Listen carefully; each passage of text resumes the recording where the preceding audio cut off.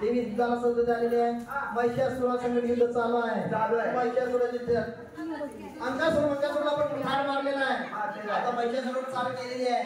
आता महिषासुरा संग युद्ध सुरू होत असताना महिषासुराने ओळखलं आता ह्या बाईच्या चावडीत काय मी वाचत नाही. आता माझं मरण काय चुकलेलं नाही. म्हणून महिषासुर काय केलाय एक त्याच्या वाड्याच्या बाजूला एक सरोवर होतं. त्या तलाव होता. त्या तलावामध्ये काही गाई म्हशी रेडे काय असेल ते महिषासुरा जन्माचा विचार आलेला आहे. आणि त्याने विचार कसा केला आपण पण आता ह्या म्हशीचे रेडे करून घ्यायचे. रूप म्हणजे कसं शरीर सगळं मानवाचं आणि मुंडकं फक्त रेड्याचं.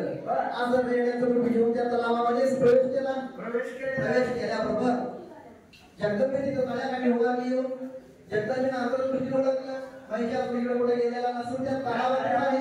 त्यावेळेला महिषासुर जगदंबेने काय केलं आपल्या डाव्या हाताचा पदर बाजूला सारला आणि हात चोळला आणि हाताची मळी काढली. 7 भोंगे तयार केले आणि ते भोंग्यांना जीवदान देऊन त्या तलावामध्ये सोडले. आणि त्या भोंग्यांना काय सांगितलं असली जनावर आहे निघून गेल्यानंतर त्याला काय करू नका. फक्त राहिलं महिषासुर ज्या वेळेला तो डोकं वर काढेल त्यावेळेला त्या मस्तकाला पोखरायला चालू केलं. त्यावेळेला पोखरायला चालू केलं आणि सगळ्या तलावाचं पाणी सगळं रक्तमय झालं. तुला वेगळं सांगायला पाहिजे. आणि त्याला तलावाचं पाणी सगळं रक्तमय झालं. रक्तमय झाल्यानंतर महिषासुरने काय केलं थोडा वेळ थांबला. जगदंबीचं म्हटला आता अंबाबाई तुळजापूरला आपली वाट होऊन गेली असेल. अंबाबाई काय गेलेली नव्हती. अंबाबाई तिथंच थांबली होती. अंबाबाईने काय केलं आता महिषासुर वर आला आणि पळायला लागला. पळता पळता जगदंबी म्हणते थांब महिषासुरा आता तुझी वेळ भरून आलेली आहे. जर तुला शरण यायचं असेल तर बऱ्या मुलांनी नाही तुझ्यासाठी युद्ध कर. तर त्यावेळेला महिषासुर तिला शरण आला आणि युद्धाला तयार झाला. शरण कसा आला शरण मी आलो अंबिके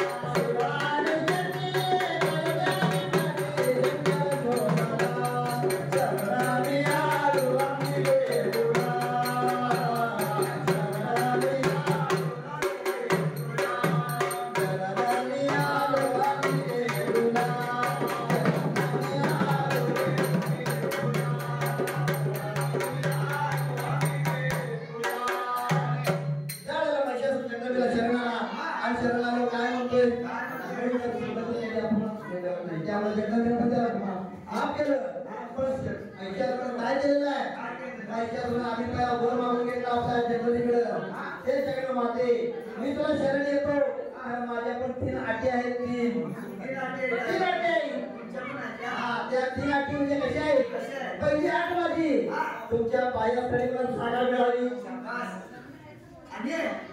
आणि तुमच्या अंगाचं पाणी माझ्या अंगावर पडावं.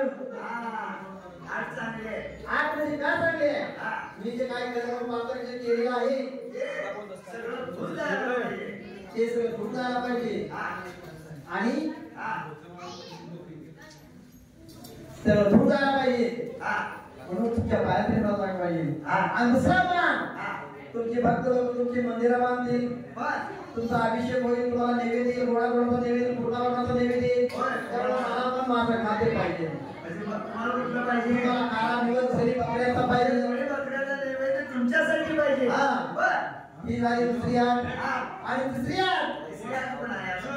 आठ म्हणजे अशी की माझं मरण आल्यानंतर तुमच्या नावाबरोबर माझं नाव जोडलं पाहिजे. महिषासुर मर्दिनी हे नाव तेव्हापासून अंबाबाईला महिषासुर मर्दिनी आणि त्यावेळेला महिषासुराला वध केला. त्याने मागून घेतला. वध केला आणि त्यानं आपला मान घेतला आणि तो कसा घेतला आणि झाल्या तिने सांगा कर्ण स्वयंपाक झाला आणि दारू उघड